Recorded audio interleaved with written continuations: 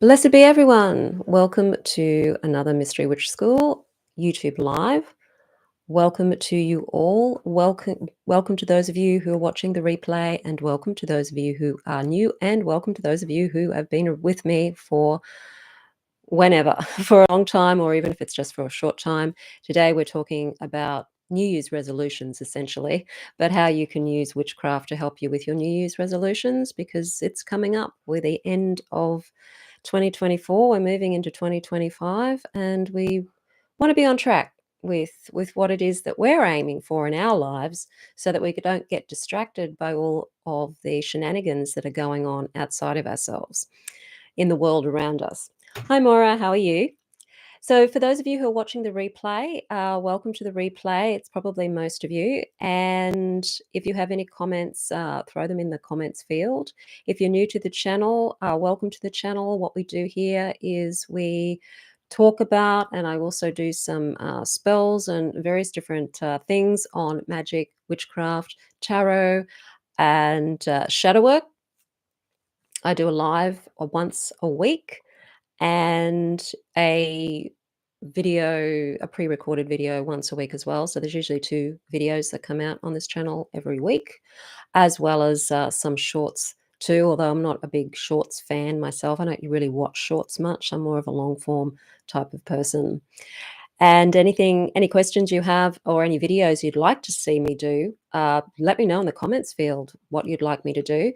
Do go in and check, though, my playlists on my channel, the Mystery Witch School channel, so that you can find out what videos I have done.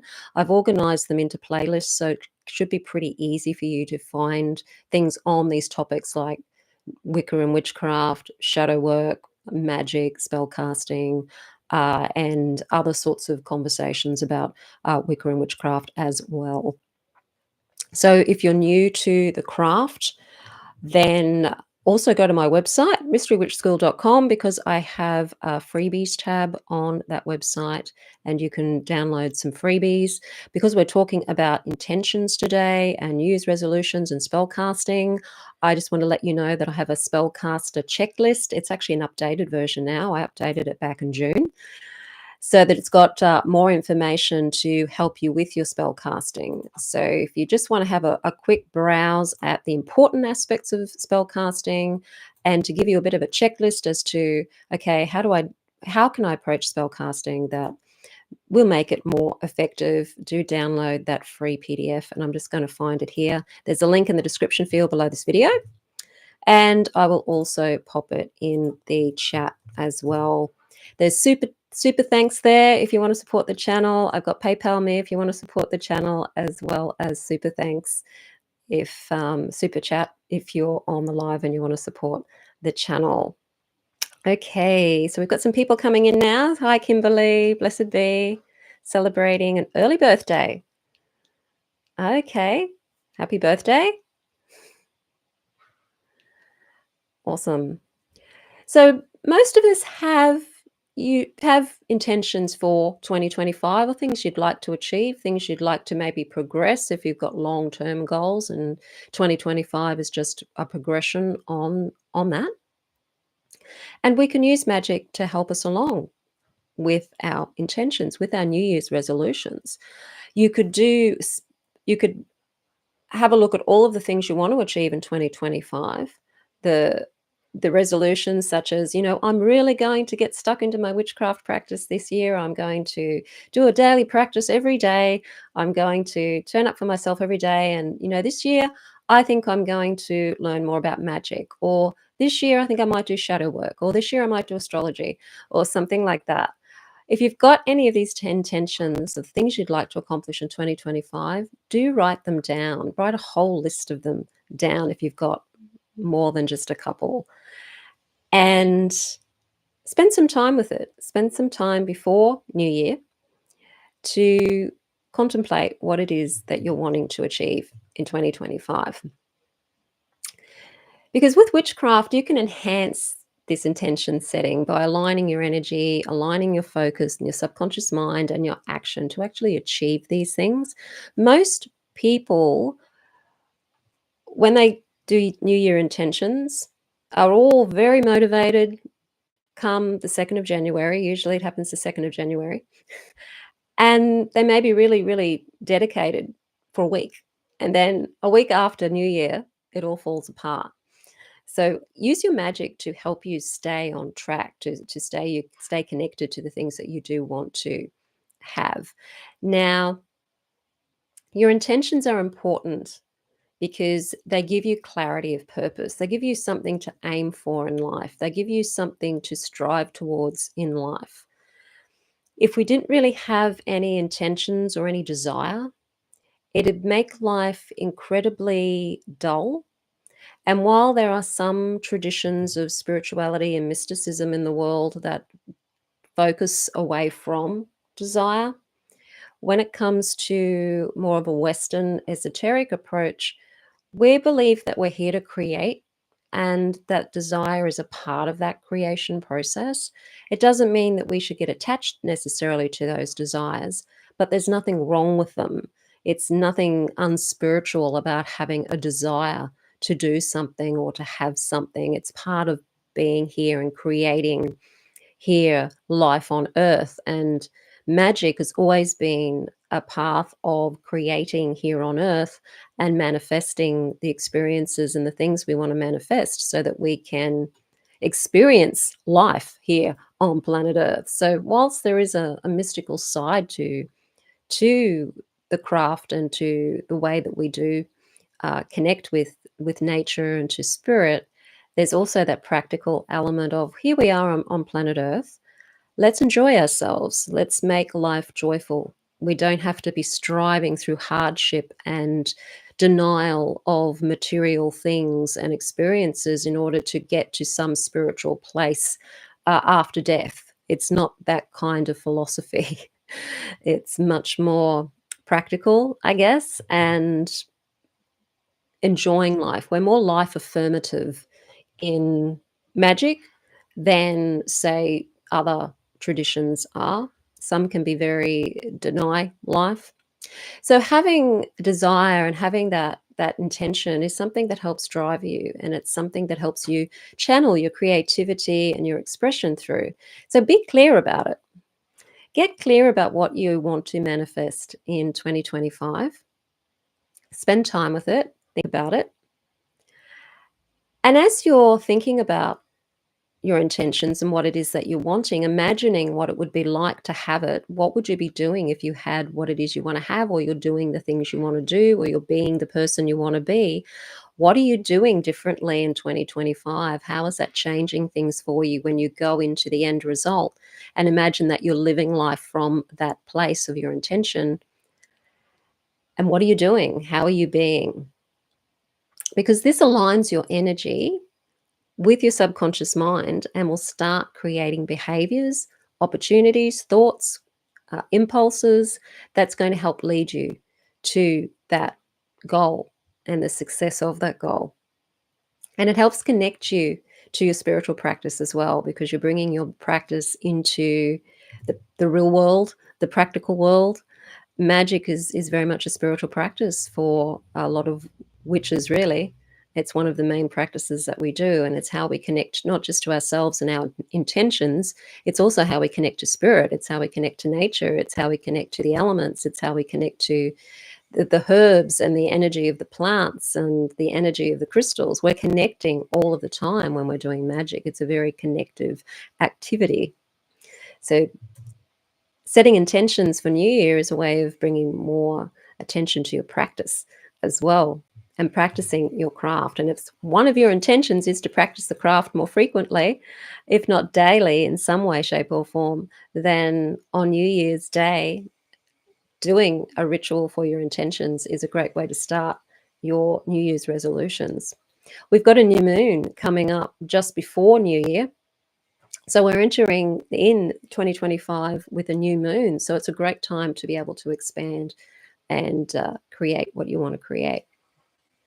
Okay, practical magic living. I want to get better at recording my actual path in my book of shadows, but I really don't know how to do it or get started. Do you have any easy tips to get started properly? Yeah, I was going to to mention that actually in the video that I'm shooting today, talking about refreshing your practice actually. Yeah, your book of shadows is really how you want to make it. There's no hard and fast rules. So if you're wanting to get better at recording your path, what is in your path? Like what things do you do in your practice that you'd like to record? So maybe you want to record spells that you've done. That's a good place to start. Record spells that you think you might be doing in the future as well. Recording, just your standard book of shadows, recording the different correspondences, like which herbs correspond to various different types of magic. The same with crystals or all the herbs that you use. There's also an aspect of recording your results in your book of shadows too. So when you do a spell or you do any kind of magical work, even if that's just scrying or divination, you can record these. You could have different aspects to your book of shadows too, like if you've got your book of shadows online, or if it's in a folder, if you like something more tangible, then you can have different sections of your book of shadows so that you can go straight to that section when you're recording something. So think of it that way.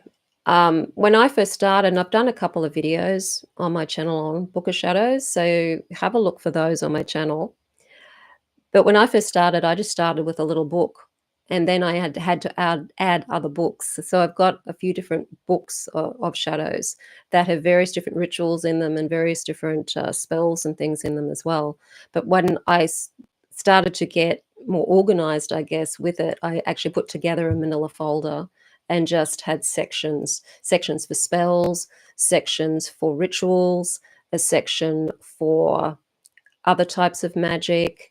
When it came to my personal experiences of things, I tended to put that into a different section and a different journal even, and recorded my experiences of a ritual or my experiences of a spell separate to the spell, so that my book of shadows was more just a reference guide and my journal was more the personal experience of these things. So you might want to divide your book of shadows into two kind of sections. One that's just your practical, I need to know what herb can I use to do such and such a spell, and you go to that section and you pick your herb. If you're wanting to record then your experience of doing the spell, what it felt like, what the results were, any inspiration that you had after the spell, that might be in a totally separate section, and you might reference the spell or something like that. So think about what you want to record. And the two sections I find helpful because, all the practical stuff is easy to record. You're just basically putting it in there as it is from the information that you've gleaned from various different sources, and you're just compiling all the meanings of different herbs, the meanings of different crystals, all of the different spells for protection, money, love, all of that stuff. And then you've got your personal experience doing all of these things, your relationship to the herbs. It could be a very separate section. Otherwise, you're going to end up with a huge book. So I hope that makes sense. Because it's not really an easy thing to put together. It's huge. Books of shadows are huge. They're big things. They are big. They're a big job. I've tried a few times and abandoned them because they were messy and all over the place. So they didn't have the spiritual path message very clear. Yeah, so section them off. Have your practical stuff and then have your personal experience. And I find that when it's separate like that, it's easier. I feel that my practical part of my book of shadows is just the practical manual of how to do stuff. It's the, DIY manual part. And that gets us to sort of stay pretty organized. And then the journaling part can be a little bit more fluid. It could be a little bit more messy. It could be a little bit more random because it's coming from a different part of your experience. It's coming more from your creative aspect of your brain and a more fluid aspect of yourself. So it's almost like you've got the yin and yang of your your book of shadows, the more organized formal stuff, and then the more fluid experiential stuff that's separate. So maybe try that and see how you go with that. Okay. Hi, Bodhi. Turtle 1717. I think I need to do some shadow work. I've never done it before. So I think I will focus on this in 2025. Awesome. Yes. And there's heaps of stuff on shadow work on this channel too. So you might spend some time on this channel looking at my shadow work playlist. Okay. So when it comes to the witchy ways that you can set your intentions in 2025, spell work, of course, is the first one.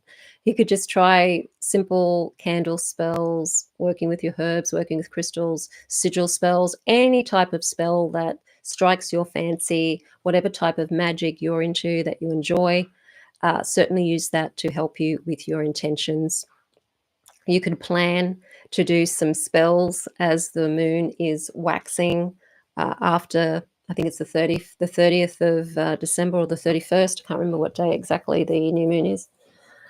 And pick a day if you're wanting to do some relationship work. You might want to pick a Friday. If you're wanting to do career or magic, or grow anything or expand anything, you might be looking at Thursdays or even Sundays for success. And plan your spells ahead of time. It is good, though, to focus often on one thing at a time. So try not to do too many spells at once. Maybe try 2 spells a week rather than trying to get them all done together at the same time. So if you do have a lot of intentions, it's okay to spread them out a bit. You don't have to do the spells in January for all of them. You might have to leave some till February or further down the track. Use your tarot cards and your oracle cards, if you have them, to help you get more clear about how to approach your intentions and what things you may be able to think about or expand on.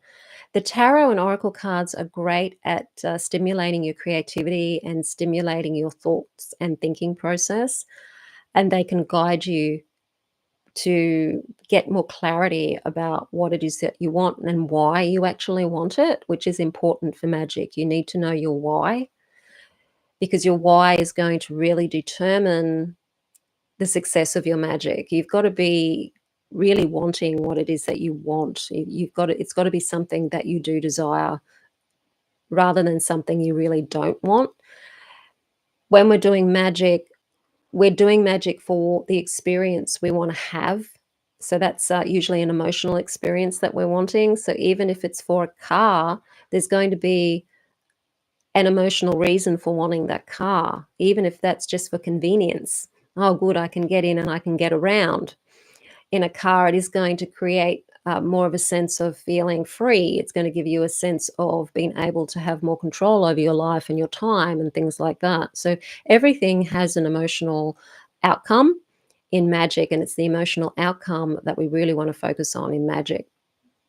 And your tarot cards and oracle cards can help you get clear about that. They could say to you, well, yeah, you might think that you want to attract a certain amount of money because you want to get something with that money. But what if you just go straight to the thing you want rather than doing a money spell for it? Actually do the spell for the thing itself and get clear about why you really want it. What do you really want a car for?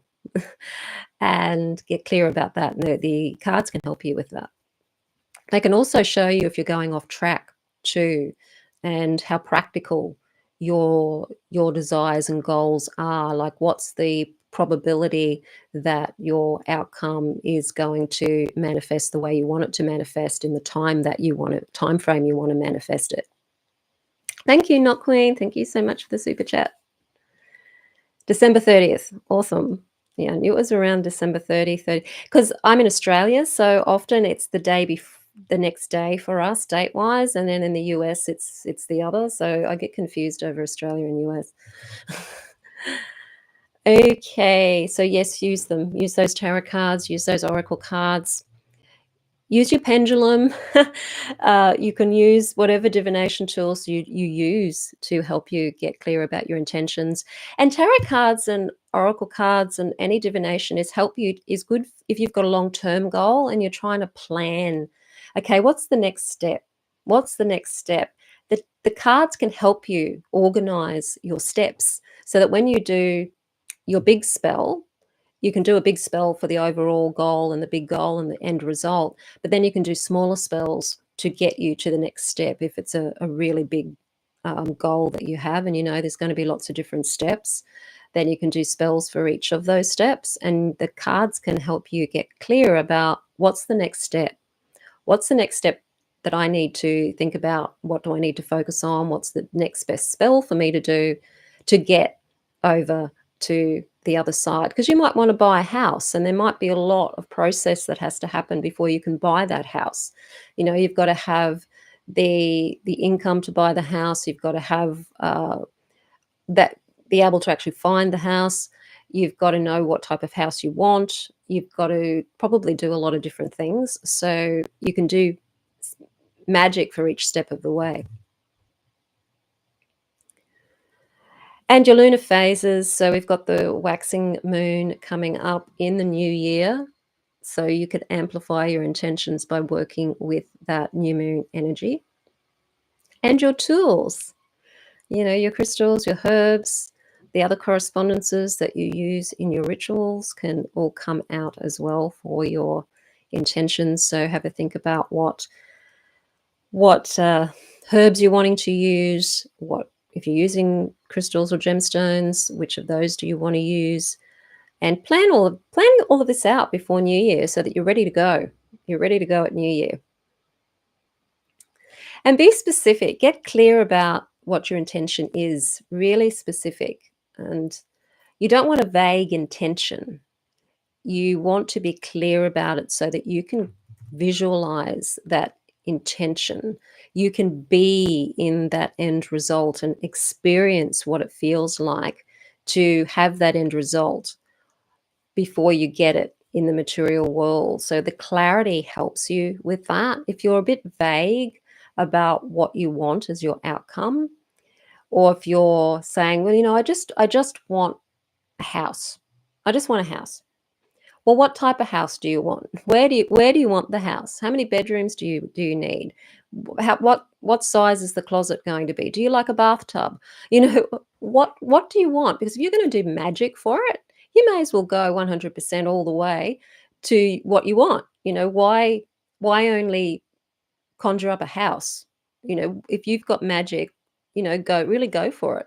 Conjure up the house that you want. You're going to spend a little bit more time thinking about it and visualizing it and being in it. It might take longer for you to get clear about what this house is going to be, but it will help you get the house that's more suited to what it is that you want. Whereas if you're just doing a spell for a house, you could get any house, and it might not necessarily be one that's going to be suitable for you in the long term. It could be something that doesn't work out that well at all. It just happens to be the first house that came along, and the magic has just helped you grab that one because that's all you asked it to do. So get clear about what it is that you truly want. Clear. Do stay realistic with your spell casting. So even if you're wanting something that does seem unrealistic for you at the time, that could still be something that can happen for you, but it might be something that isn't possible for you right here, right now. And you may have to have steps along the way to get it. So be realistic about what it is that you want and do the spell for it, no matter how out there it might be. Still do the spell for that, and then allow yourself to be aware that there's going to be steps along the way to getting that big goal, and you may have to do other spells along the way to get there. One spell for the big goal isn't going to necessarily bring that big goal to you straight away. You might have to do smaller ones. So just be realistic in how you approach your goals. If it's a long-term goal, You say you don't have a job at the moment, you've got no income at the moment, but you want to have this amazing house and you want to own it, then you can still do the spell for that house and be in it and still do even the law of attraction work for that. But also realize that you might need to do some spells to get a job. You might need to do some spells to start a business. Whatever is coming to you from that big spell, the inspiration that comes to you from the major spell is going to get you to be looking at creating and getting that money maybe or whatever from various different places. So you may have to do smaller spells to help that bigger spell manifest, if you know what I mean. Okay. Yeah, it might be a dollhouse. Yes, that's true. It might be a dollhouse. So if you're just doing a house, it could be a dollhouse. I have heard stories about people who've wanted a car and they've ended up getting a Matchbox car, like one of those little toy cars. So yeah, be very clear about it.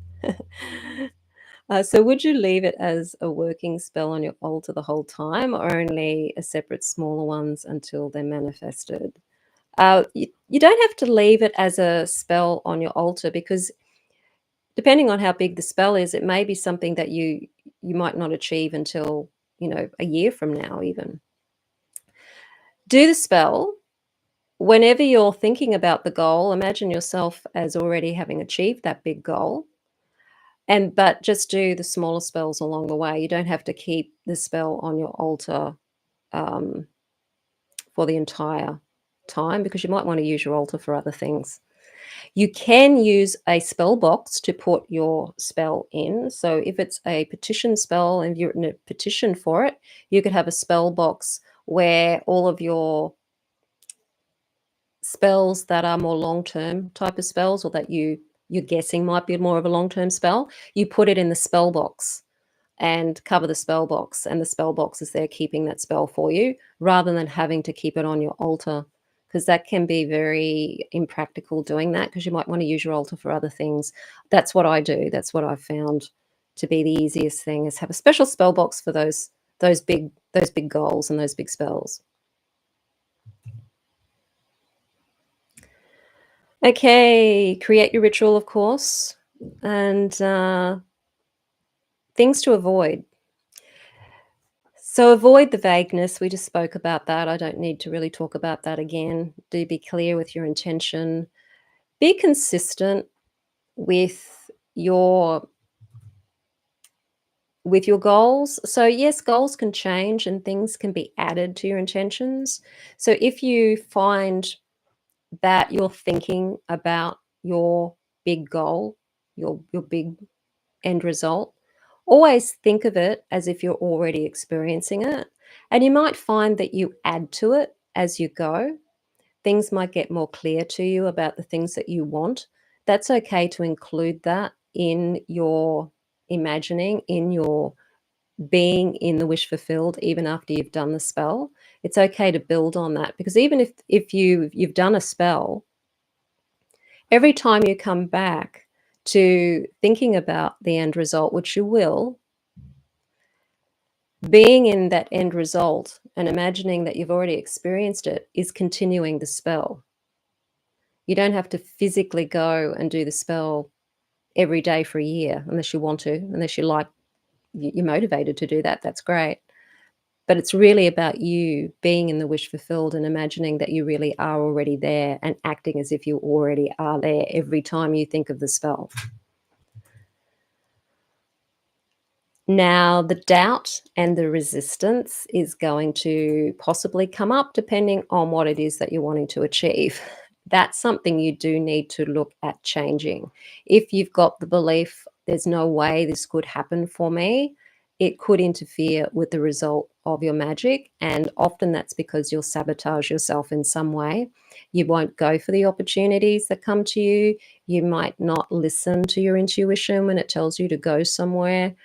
You might end up doing some kind of behavior that actually sabotages the result. So you might get the job that you want, but you do something in order to sabotage it, and you find yourself having to look for another job. These things can happen because of the negative beliefs and doubt that we have about our ability to have something, and that can come from beliefs that you don't deserve it.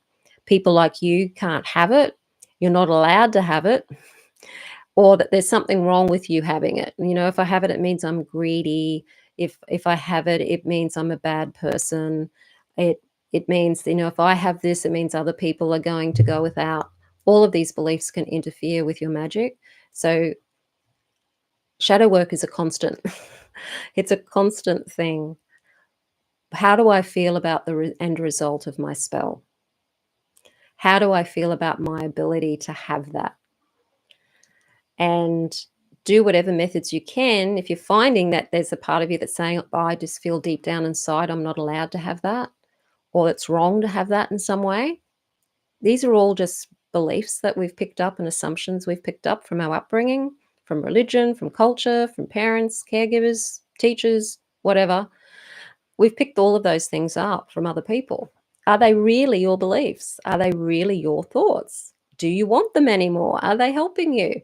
If the answer is, you know, no, they're not helping me. No, I don't want them anymore. No, they're not actually mine. I picked them up from other places. You can change them. And you can change them through various different modalities like emotional freedom technique, hypnotherapy. There's another technique that I've just come across called havening, and it can help you really, or NLP can help you really transform your beliefs. So do use those tools in your shadow work. Now, I just wanted to go through the spellcaster checklist. So I mentioned this at the beginning of the live, that I have a free checklist called the spellcaster checklist. Now you can pick that up. There's a link in the description field below the video. And you can also get it from my freebies tab on my website, mysterywitchschool.com.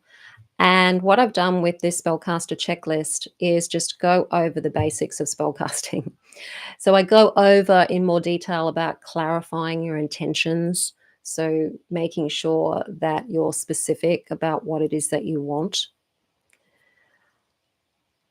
For example, I want more money. Well, how much more money do you want? Because more money could just mean you find 20 cents on the pavement. That's more money. You 20 cents more richer than you were before, but it's only 20 cents. It's probably not going to get you too far. How much more money do you want to receive? So that kind of clarity. Why do you want it? So what are your motivations for wanting something? And this is important, and I mentioned it before, that your why is going to help you manifest it or not manifest it. It's going to it's got to be lined up. Your subconscious mind and your conscious mind need to be lined up. So if your subconscious mind is saying, "No, I don't want that," but your conscious mind is saying, "Yes, I want that," and they're not together, it's probably not going to eventuate, because the subconscious mind is the one running the show. So what do you really, really want? You know, what is it you really want? Really, really, really want? And then if you already knew that you could get it, what is it that you really want from getting it? And find that. The answer really should be emotional. It should be an emotional outcome that you have.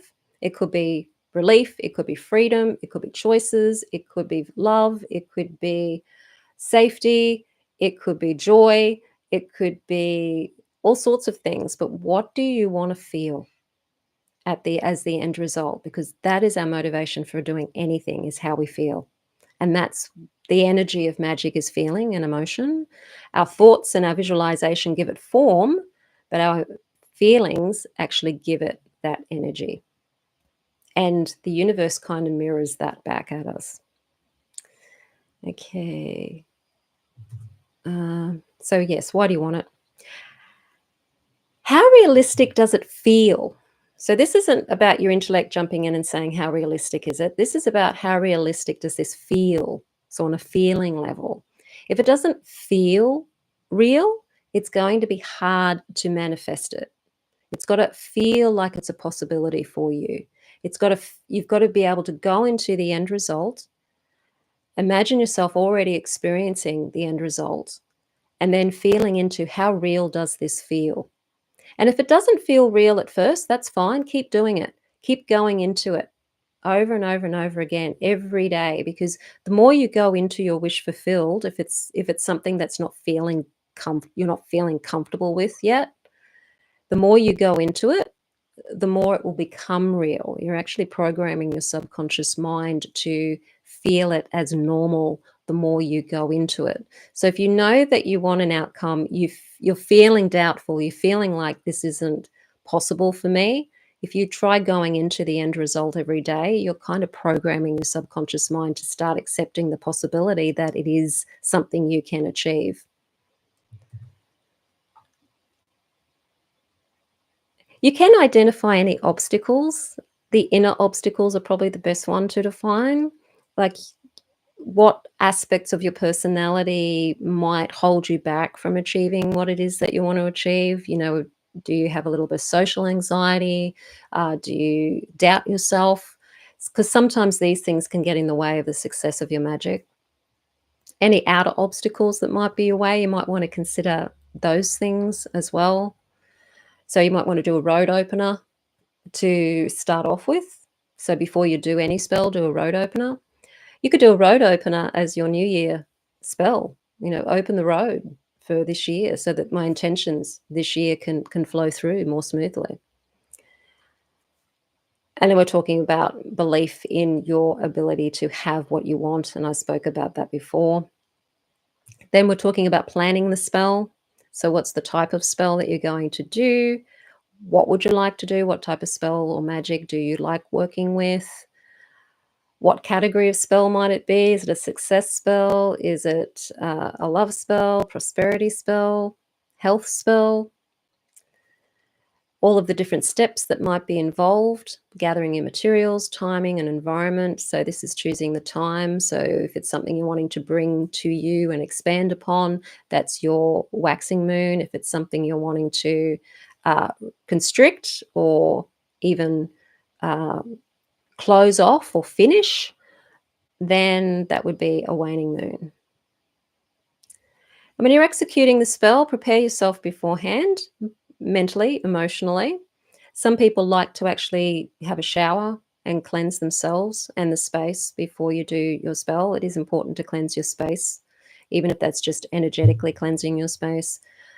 Then do that before your spell, because you're wanting to create a sacred space so that energetically it's nice and focused, but also you want to be nice and focused as well.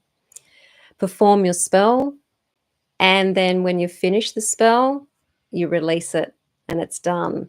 Sometimes I like to knock 3 times on my altar or clap when I've finished a spell, and that's kind of like setting it out there. While I'm doing the spell, if I'm gazing at the candle or I'm chanting the chant, I will be imagining that I am already experiencing what I want to experience. So already experiencing the wish fulfilled.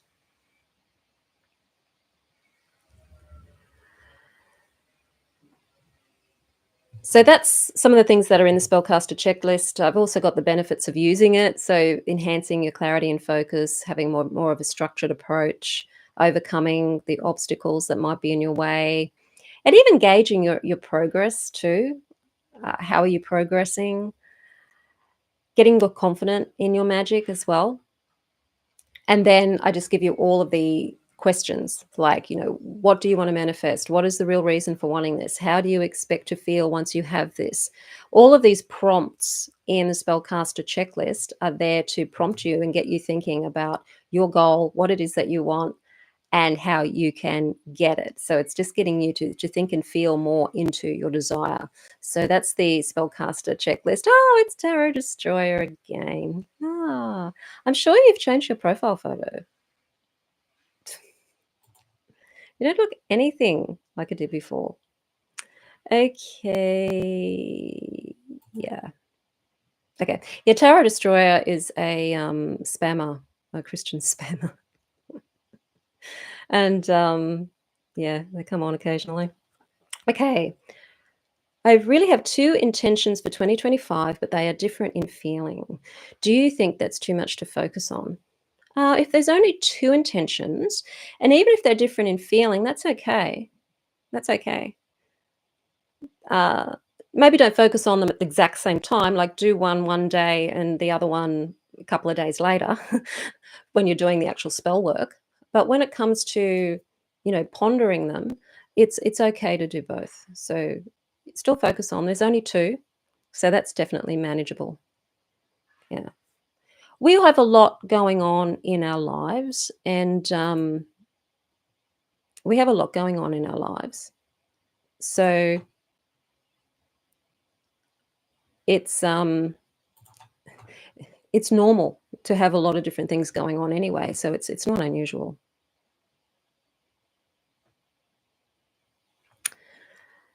Okay.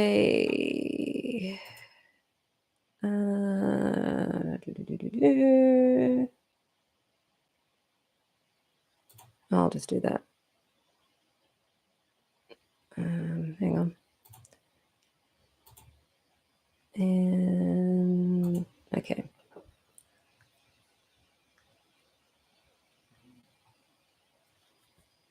Cool.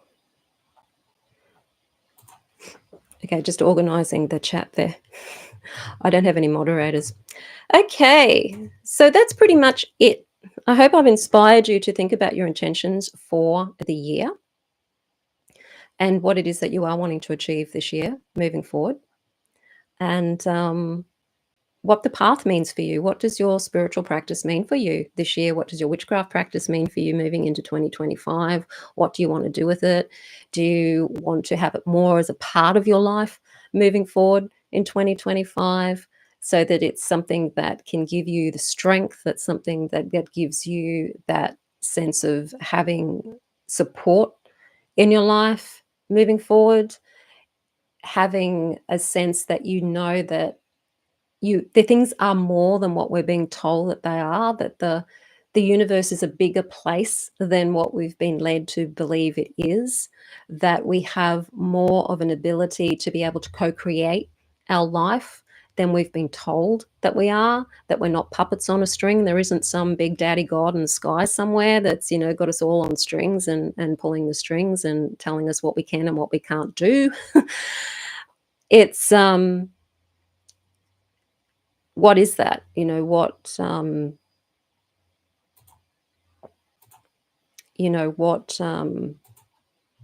is that for you? Okay. And yeah, let us know in the comments field if you're watching the replay. And yeah, have a think about that. Now, if you do want to learn more about Wicca and witchcraft, I have the course, the Mystery Witch School 101 Academy. Now we're talking about magic, so we've got the Witch's Guide to Magic is another course. It's a smaller course that I have. If you're just interested in magic and you're wanting to get better at spells like love spells, protection spells, health and well-being, as well as money, finance, success, then the Witch's Guide to Magic will help you with that, because all of those categories are slightly different and nuanced, and you want to know what it is that you need to be working on within yourself to be more successful at various different types of magic. So if you're just interested in magic, have a look at the Witch's Guide to Magic, link in the description field below this video. And if you're wanting to actually learn witchcraft and you're wanting to incorporate witchcraft into your daily life and your daily practice, then the Mystery Witch School 101 Academy is where I teach people all of that. And the Witch's Guide to Magic is actually a free bonus in that bigger course as well. So do have a look at that if you're thinking, I really just want to learn as much as I can about witchcraft, walk this path so that I feel more connected to myself, to nature, and to my path, bring more joy, more empowerment into my life. Then the 101 course is very, very good value, because you're also getting the Witch's Guide to Magic in that as well. So have a look at those things. They're on my website, mysterywitchschool.com, and in the description field below this video. Okie dokie. Let's see. Just seeing if I've got any more comments there. Awesome. Okay, everybody, thank you for coming along today. We'll see you next week for another live, and blessed be.